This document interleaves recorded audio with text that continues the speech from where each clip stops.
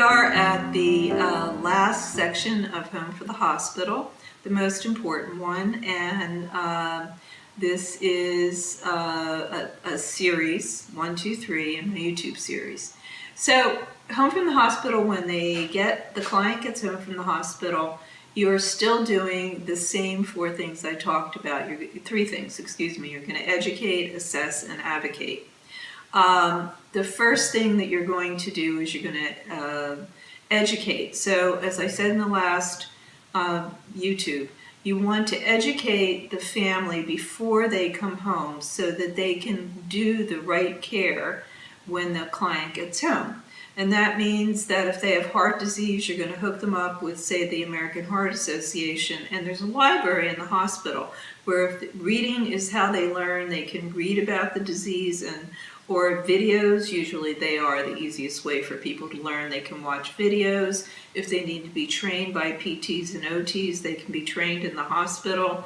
But you get the family caregivers trained in the hospital to be able, even if you're hiring private caregivers, the family's going to be there, and they need to know as much. They need to have health literacy, and because they're not nurses and social workers. And what happens with DRGs now is people come out sicker and quicker, and so you really need to train them in medical procedures where they didn't need to be trained before.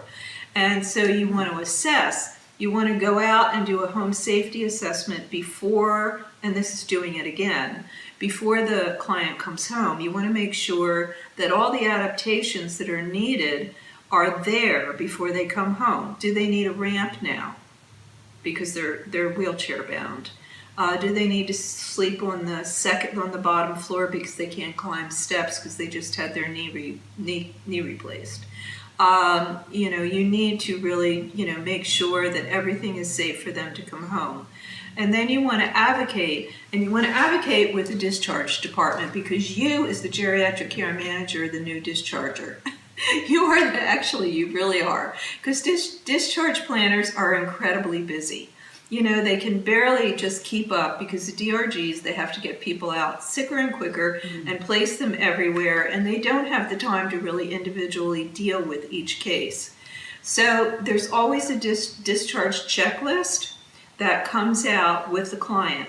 You want to make sure that there's a meeting set up with the family and the discharge planner and you, so that the discharge planner can go over the discharge checklist.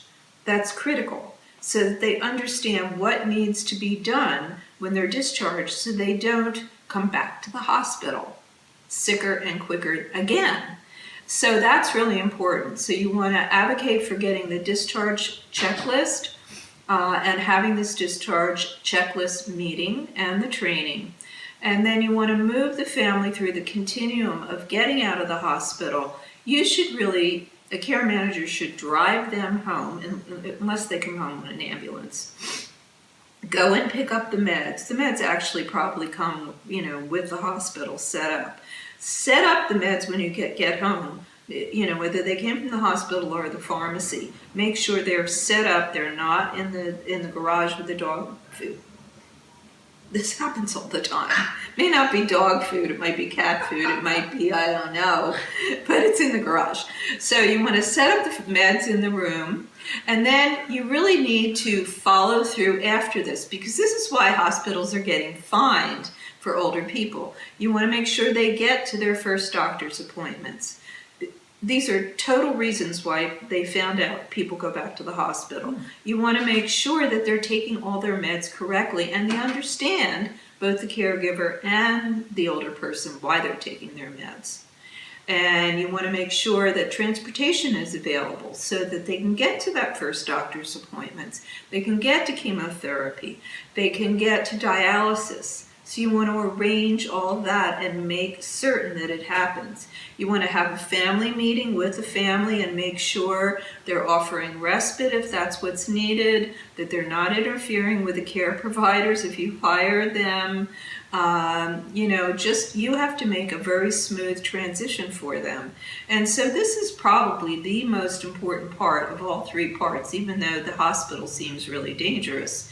What's dangerous about this is they're going to end up back in the hospital the hospital's going to get fined, and the family's going to be mad at you. So it's really, really important that you do all these tasks at the end in Home from the Hospital. And that's why you're a great care manager, because care management, nobody really knew what it was until hospitals started being fined by Medicare. And then they realized, oh my God, the thing that makes this work for them not to come back in 90 days is care management. I will see you next time. Always go to my website, cathycress.com.